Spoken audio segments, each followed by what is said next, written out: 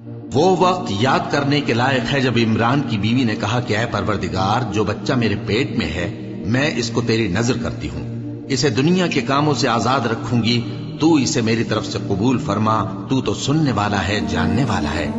پھر جب ان کے ہاں بچہ پیدا ہوا تو کہنے لگی کہ پروردگار، میرے تو لڑکی ہوئی ہے، جبکہ اللہ خوب جانتا تھا جو ان کے ہاں ولادت ہوئی تھی، اور نہ ہوتا لڑکا مانند اس لڑکی کے۔ اور کہنے لگی میں نے اس کا نام مریم رکھا ہے، اور میں اس کو اور اس کی اولاد کو شیطان مردود سے تیری پناہ میں دیتی ہوں۔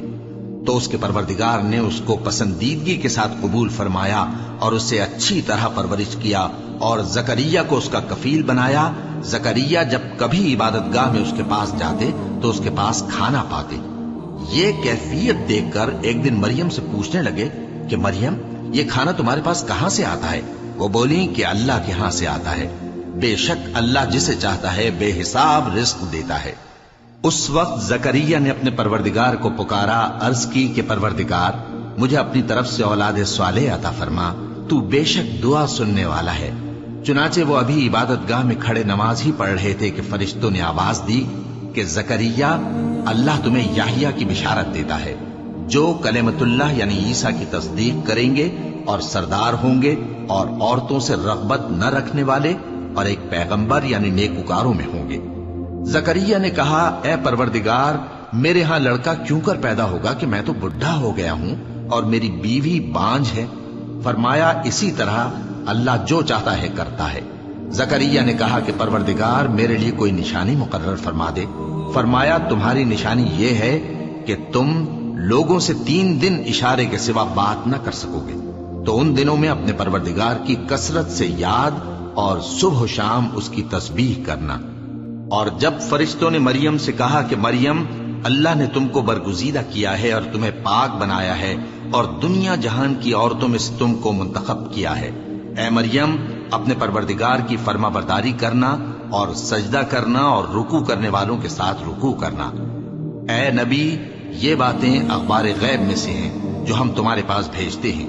اور جب وہ لوگ اپنے قلم بطور قرعہ ڈال رہے تھے کہ مریم کا کفیل کون بنے، تو تم ان کے پاس نہیں تھے، اور نہ اس وقت ہی ان کے پاس تھے جب وہ آپس میں جھگڑ رہے تھے۔ وہ وقت بھی یاد کرنے کے لائق ہے جب فرشتوں نے مریم سے کہا کہ مریم، اللہ تم کو اپنی طرف سے ایک کلمے کی بشارت دیتا ہے جس کا نام مسیح اور مشہور عیسیٰ ابن مریم ہوگا، اور جو دنیا اور آخرت میں آبرو مند اور مقربین میں سے ہوگا، اور ماں کی گود میں اور بڑی عمر کا ہو کر دونوں حالتوں میں لوگوں سے یکساں گفتگو کرے گا اور نیکوکاروں میں ہوگا۔ مریم نے کہا کہ پروردگار، میرے ہاں بچہ کیوں کر ہوگا کہ کسی انسان نے مجھے ہاتھ تک تو لگایا نہیں؟ فرمایا کہ اللہ اسی طرح جو چاہتا ہے پیدا کرتا ہے، جب وہ کوئی کام کرنا چاہتا ہے تو ارشاد فرما دیتا ہے کہ ہو جا، تو وہ ہو جاتا ہے۔ اور وہ اسے کتاب و حکمت اور تورات اور انجیل کا علم عطا کرے گا، اور عیسیٰ بنی اسرائیل کی طرف پیغمبر ہو کر جائیں گے اور کہیں گے کہ میں تمہارے پاس تمہارے پروردگار کی طرف سے نشانی لے کر آیا ہوں، وہ یہ کہ تمہارے سامنے مٹی سے پرندے کی صورت بناتا ہوں، پھر اس میں پھونک مارتا ہوں تو وہ اللہ کے حکم سے سچ مچ پرندہ ہو جاتا ہے، اور پیدائشی اندھے اور ابرص کو تندرست کر دیتا ہوں، اور اللہ کے حکم سے مردوں کو زندہ کر دیتا ہوں، اور جو کچھ تم کھا کر آتے ہو اور جو اپنے گھروں میں جمع کر رکھتے ہو سب تم کو بتا دیتا ہوں۔ اگر تم صاحب ایمان ہو تو ان باتوں میں تمہارے لیے نشانی ہے، اور مجھ سے پہلے جو تورات نازل ہوئی تھی اس کی تصدیق بھی کرتا ہوں، اور میں اس لیے بھی آیا ہوں کہ بعض چیزیں جو تم پر حرام تھیں ان کو تمہارے لیے حلال کر دوں،